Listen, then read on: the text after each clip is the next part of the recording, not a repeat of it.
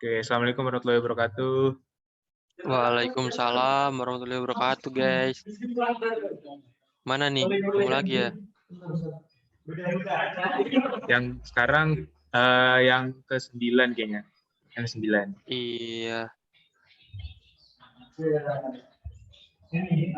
Nih, sorry banget ya. Gue lagi ada di rumah teman gue, jadi suaranya agak kemana-mana. Santai yuk, santai. Lu emang lagi di mana nih? Ada Ngomong-ngomong. gue lagi di kontrakan temen. Oh, ya udah nggak apa-apa. Rame Emang banget, Cok. di kos lu nggak ada wifi ya?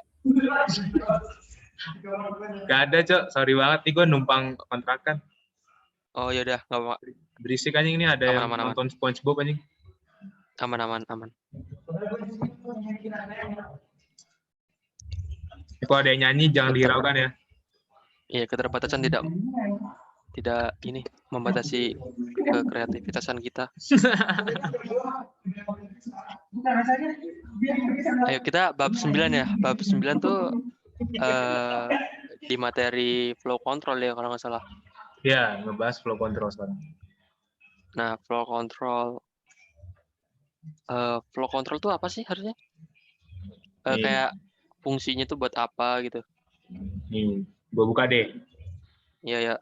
Jadi flow control itu jadi fungsinya itu jadi fungsi lain yang diperlukan dalam mentransmisikan data di suatu link adalah kendali aliran. Jadi ini dibutuhkan terutama jika aliran data dari yang cepat ke yang lambat, nah, di mana aliran data harus diatur agar penerima tidak terkena overflow.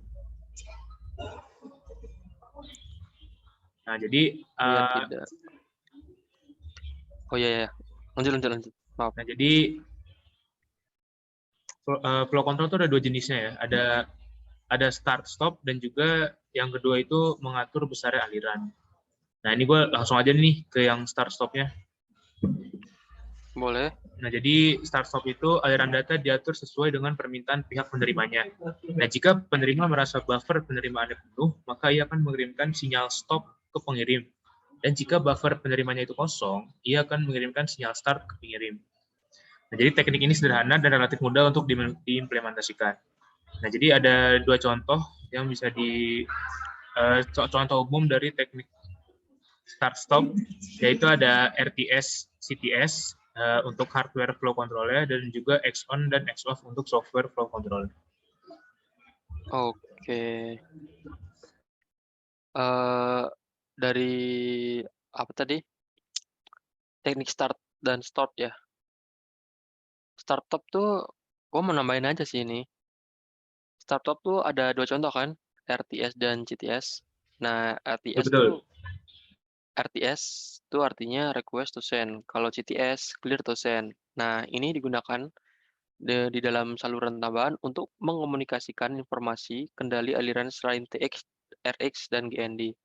TX, RX itu seperti upload dan download. Begitu aja sih yang aku tahu. Mungkin bisa lanjut nih langsung aja. Kekurangannya apa sih kalau dari start and stop? Nah, di sini kekurangannya itu teknik kendali aliran start-stop mempunyai kelemahan trafik yang terjadi menjadi padat yang menyebabkan naiknya peluang kongesti di jaringan. Jadi nggak cocok untuk komunikasi jarak jauh melalui banyak link gitu. Terus selanjutnya tuh ada flow control adaptif ya. Nah, flow control adaptif ini dikembangkan teknik pengendalian aliran yang lebih adaptif sesuai dengan kondisi jalur transmisi yang dilewati sehingga data dapat ditransmisikan dengan jumlah yang cukup, tidak berlebih dan tidak kurang. Teknik ini meningkatkan efisiensi bandwidth yang pada ujungnya tidak mengurangi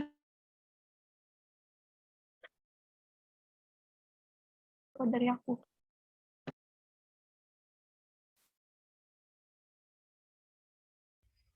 Apa tadi? Tadi Ica ya? Mau ngomong ya? Boleh. Boleh. Terus yang kedua dari jenis flow control, yaitu yang kedua ada mengatur besar aliran. Aliran data diatur berdasarkan besar bandwidth saluran saat itu. Teknik ini bekerja berdasarkan feedback dari penerima yang mengukur laju data yang mampu diterima. relatif lebih rumit dari teknik start-stop. Contoh sliding window.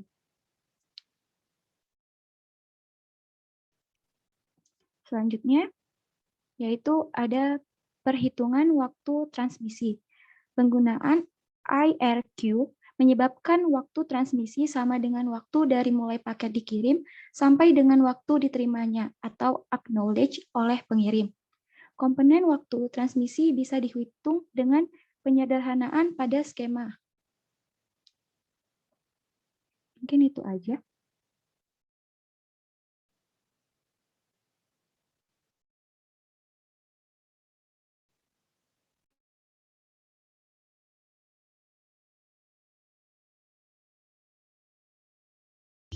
Oke, mungkin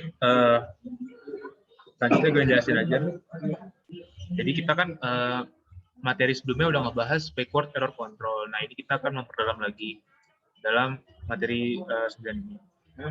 Jadi metode backward error control itu merupakan suatu metode kendali kesalahan di mana penerima akan melakukan pengecekan terhadap data yang akan datang.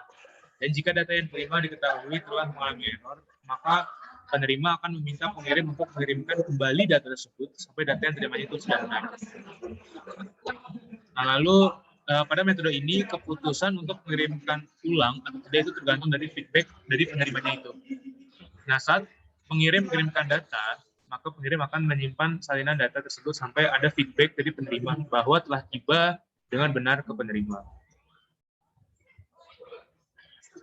Nah, jadi kemampuan deteksi error yang digunakan ini untuk melakukan perbaikan kesalahan. Itu dengan cara meminta pengiriman ulang jika paket yang diterima itu salah atau error. Nah, dalam BEC ini sendiri dibagi menjadi 3, yaitu idle automatic repeat request, yang kedua itu go back end, dan yang ketiga itu selective repeat.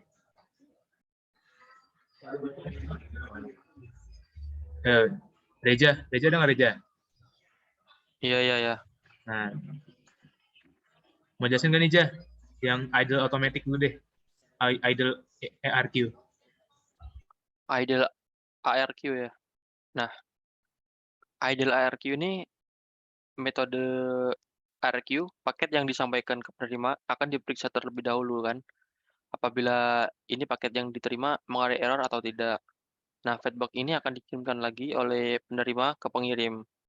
Selanjutnya, apabila paket yang disampaikan dengan benar, maka penerima memberikan feedback ACK atau acknowledge, tetapi apabila error, maka penerima memberikan feedback NACK atau not acknowledge, tidak menerima. Jadi gitu, pengiriman ulang apabila yang diberikan paketnya tidak benar, dan memberikan feedback atau meminta paket kembali, begitu.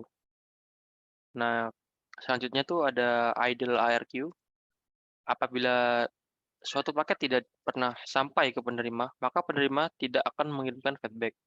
Nah, pada kondisi ini, para pengirim akan menunggu selama waktu tertentu, yang disebut dengan waktu timeout, yang kemudian mengirimkan paket yang sama.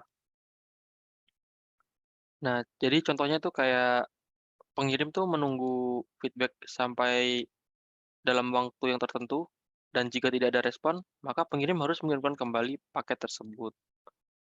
Begitu. Selanjutnya ada go back end. Nah, pada metode go back end, pengirim akan mengirimkan beberapa paket secara berurutan tanpa menunggu paket pertama mendapat feedback dari penerima. Terus pengecekan paketnya sampai dilakukan oleh penerima. Terus setelah penerima mengidentifikasi paket tersebut, penerima akan mengirimkan feedback kepada pengirim. Nah, apabila mendapat feedback ACK dari penerima, maka pengirim akan mengirimkan paket selanjutnya. Terus, apabila mendapat feedback NACK dari penerima, maka pengirim akan mengirimkan paket mulai dari yang salah tersebut.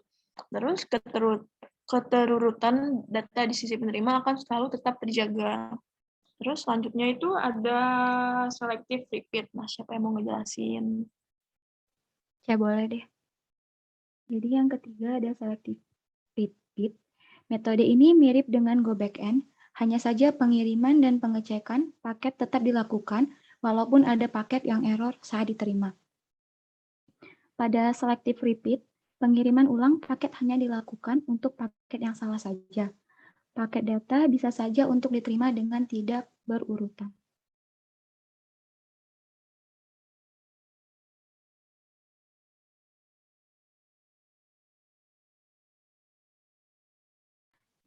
Terus, yang terakhir ada sliding window.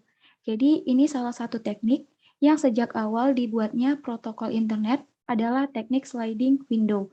Window sama adalah angka jumlah pengiriman paket saat ini. Window 3 artinya satu kali kirim maksimum 3 paket. Penerima akan menetapkan jumlah window yang diterimanya berdasarkan tingkat keberhasilan penerimaan paket, kebijakan yang ditetapkan oleh lapis aplikasi, dan lain-lain. Pengirim kemudian akan mengirim paket sesuai dengan jumlah window yang ditetapkan penerima. Mungkin itu aja. Oke, sudah selesai ya materinya ya? Oke, jadi kita udah bahas lumayan banyak. Udah. Tadi tadi apa materinya ya? Gue sampai lupa sendiri, anjir goblok juga. Tadi ngomong flow control. Nah, jadi kita udah Di materi bahas, ke-8 udah flow control. ya, udah ngebahas jenis-jenisnya, ada 2 tadi. Nah, terus kita juga tadi kembali ke backward error control lagi, memperdalam, terus melakukan perhitungan transmisi dan dan lain-lainnya. Ya, mungkin itu aja untuk hari ini. Akhir kata, wassalamualaikum warahmatullahi wabarakatuh. Bye-bye. Waalaikumsalam. Bye. Thank you guys. Terima kasih.